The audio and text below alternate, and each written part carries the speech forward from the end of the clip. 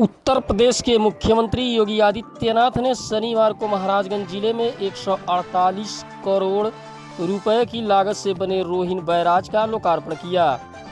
अपने एक दिवसीय दौरे पर पहुंचे सीएम योगी ने इस दौरान कुल 654 करोड़ रुपए की लागत की 629 विकास परियोजनाओं का शिलान्यास और लोकार्पण किया। जनसभा को संबोधित करते हुए मुख्यमंत्री ने कहा कि केंद्र और राज्य सरकार मिलकर उत्तर प्रदेश को विकास की नई ऊंचाइयों पर ले जा रही है। उन्होंने संकल्प लिया कि आगामी 3 वर्षों में उत्तर प्रदेश से गरीबी को समाप्त कर इसे देश का नंबर 1 राज्य बनाया जाएगा। वक्फ बोर्ड संशोधन अधिनियम पर बोलते हुए मुख्यमंत्री ने कहा कि अब वक्फ के नाम पर जमीनों पर अवैध कब्जे नहीं हो सकेंगे। यह संशोधन जन कल्याण के कार्यों के लिए जमीनों के सही उपयोग को सुनिश्चित करेगा। उन्होंने इसके लिए प्रधानमंत्री नरेंद्र मोदी और गृह मंत्री अमित शाह का आभार जताया। मुख्यमंत्री ने कहा कि 2017 में यूपी देश में 7वें नंबर की अर्थव्यवस्था थी, जो अब दूसरी सबसे बड़ी बन गई है। उन्होंने मुसहर, वनटांगिया और थारू जनजातियों के उत्थान की योजनाओं का भी उल्लेख किया। प्रदेश में सड़कों और सिंचाई परियोजनाओं की चर्चा करते हुए उन्होंने बताया कि गोरखपुर नौतनवा और फरेंदा नौतनवा मार्ग को 4 लेन बनाया जा रहा है।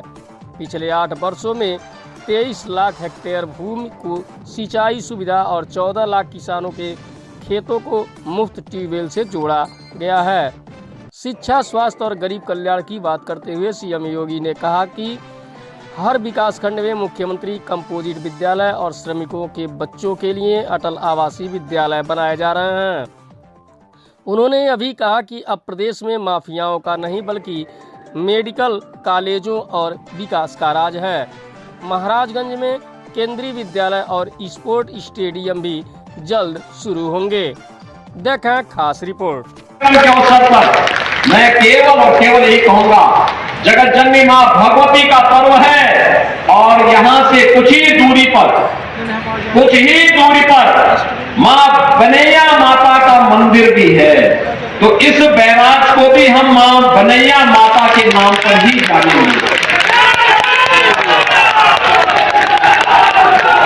यहां पे बनना चाहिए मां बनैया माता की एक चित्र बैराज में बनाकर के बैराज में नाम भी लिखा जाना चाहिए, क्योंकि उनकी कृपा बनी रहेगी फिर बैराज सुरक्षित रहेगा, संरक्षित रहेगा लंबे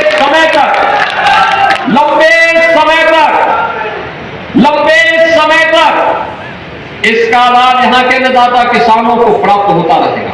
याद करिए, रोहिन नदी नेपाल से निकल के आती है और नेपाल से होकर के यह महाराजगंज जिले के अंदर होते हुए गोरखपुर जिले में प्रवेश करती है और गोरखपुर महानगर के पास डोमिनगढ़ के पास यह राप्ती नदी में मिल जाती है। पहाड़ी नदी है। कितना मीठा पानी इसमें आता है, कितना मीठा पानी आता है। और इसमें तो पहले हम लोग इस बात को देखते थे कि रोहिन नदी पर बहुत पहले, यानी सैकड़ों वर्ष पहले यहां पर एक बियर पैलेस से बना हुआ था, लेकिन बाढ़ के कारण वो टूट गया। लंबे समय तक उसके द्वारा सिंचाई की सुविधा होती।